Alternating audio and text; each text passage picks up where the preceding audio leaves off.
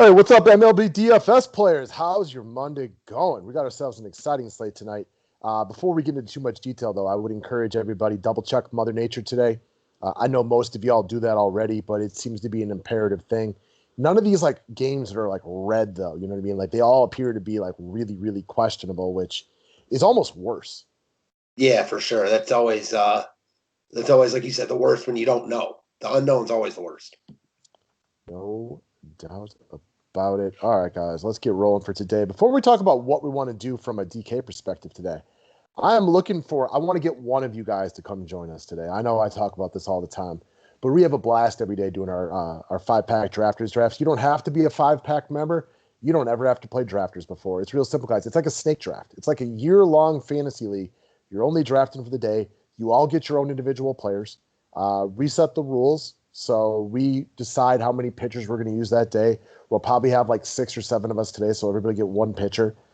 Actually, we might turn off pitching today. We'll talk about that when we're done because Glass now is so much more dominant than everybody else. We'll announce the winner on the show tomorrow. And if you sign up as a brand new Drafters player today and use the promo code DFS5pack, you can get a free month of the services and get an opportunity to win some money and have a good time. Yeah, excited about getting after it and excited about getting the drafters today at about an hour and 15 minutes from now. All right, guys. Weekly memberships, monthly memberships get both sports. You get baseball and basketball. I was just gushing over the Bucks Nets game yesterday. Also loved the Mavs Wizards Saturday night. NBA playoffs will be here soon. This gets you both sports. Let's go win some NBA GPPs together. Let's win some MLB stuff. Subscribe to the station if you're new to it. Thumbs up is always appreciated. Let's talk about pitching. So I think we see Glass now the exact same way today, which is nice. We don't love Tyler Glass now. We don't think this is like the best spot ever or anything like that. But to find two other pitchers that you want to throw out there today, to quote the guy talking to Liam Neeson and Taken, good luck. Yeah, that's all it is. We've talked about that before. It definitely holds true on this slate. Glass now just such high strikeout upside. Even in a spot where he gave up 5 runs to Toronto, still got you close to 20 DK points. He's just far and away the best pitcher on this slate. Sorry, guys, I bumped my mouse, so I flipped over, but we agree with that one wholeheartedly. I don't like any of the other pitchers. I'm struggling to find an SP2. To put me in a situation where I need to find 2 starting pitchers, like that's really tough to do today, especially with the weather issues all over the place like the way they are. You guys all know that affects starting pitching more. So, Glasnow's pretty safe for 15 plus every time he runs out there, but like with legit 40-point upside when he's balling. Amen. All right, next up, you want to talk about... Actually, I should probably start this all the way over because we already missed a couple players. All right, guys, bear with me.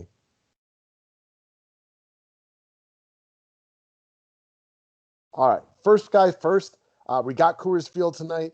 It's another place with iffy weather issues, so you might want to watch that. Bats, of course, are always safer than starting pitchers. Read together, mostly going to be fading Coors Field and GPPs today. Sanchez has been good. You guys know how much we like Marquez. But my favorite play from Coors Field today, especially from the Rockies side of things, is going to be Ramel Tapia. He's a good player. We talked about him for a while on Members Only. Is he a great player? No, but we don't label a lot of people as great. He's a good hitter, batting from the left side of things. He's got stolen base and home run upside. He's playing well right now. He's leadoff. He's very affordable. He is my favorite play from the Rockies tonight. Yeah, he looks really just like a rock solid looking all formats at 4K. Coming off back-to-back really good games, runs. He does most of the things DK rewards. Cog in the machine type, and I like him quite a bit. All right, next your boy, Pete Alonso. And the best part about Pete Alonso, he may not have looked exactly like the guy who hit 150 home runs in his rookie year, but the power's still there. He's got 5 home runs already. This guy has double dong upside every time he walks out onto the field. Yeah, finally got going late last night with the bases loaded double in the 8th inning. I think that's going to be the spring point that really gets him off. I like the Mets as an under-owned stack here. And Alonso, as you mentioned, always a high upside piece just because of his massive power. You could tell that he's just missed recently. The big game's coming sooner rather than later. And I like him as a one-off. I like him in a stack. I like him all over. On a day where we don't love chalk, it's fun to talk about these low-owned stacks. Are the Mets going to go off tonight?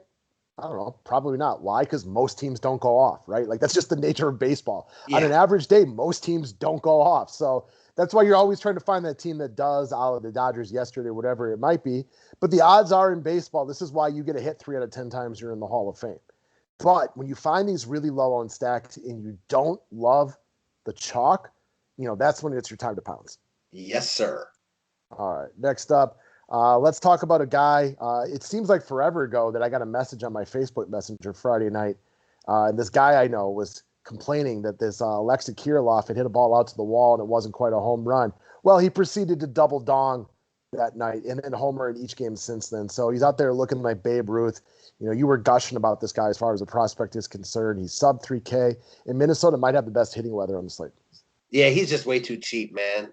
In a good spot against Dunning. He's just on fire right now. He was hitting into a ton of hard outs before he got red hot, and now the outs are turning into really hard hits. So home runs and 4 home runs since that match was on Friday night. He's just absolutely locked in. No reason he should be under 3K. In cash games, you plug him in. In tournaments, you can always get away from chalky hitters, but you can do far worse than just locking him in at 2,900. I'll say that. Well, I wonder if he got the memo Friday night that the best way not to get hit into bad luck is just to hit it over the fence where the defenders can't be. Yes, sir. Right?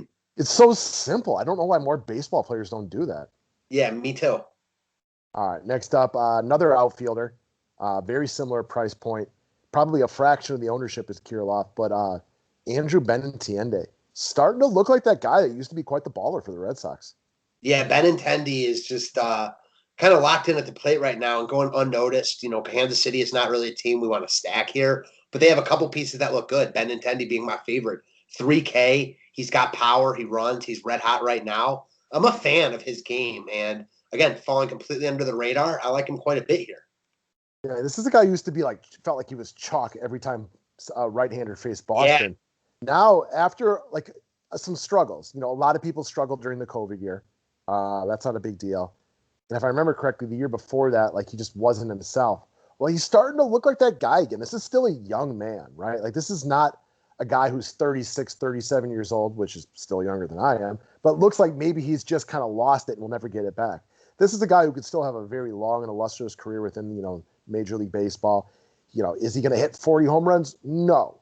Is he going to steal 40 bases? No. But he could very easily get to double digits in both categories, and something that we talk about every single day. DK over-rewards 3 things: the strikeout for pitchers and then stolen bases and home runs for the hitters. Amen to all that.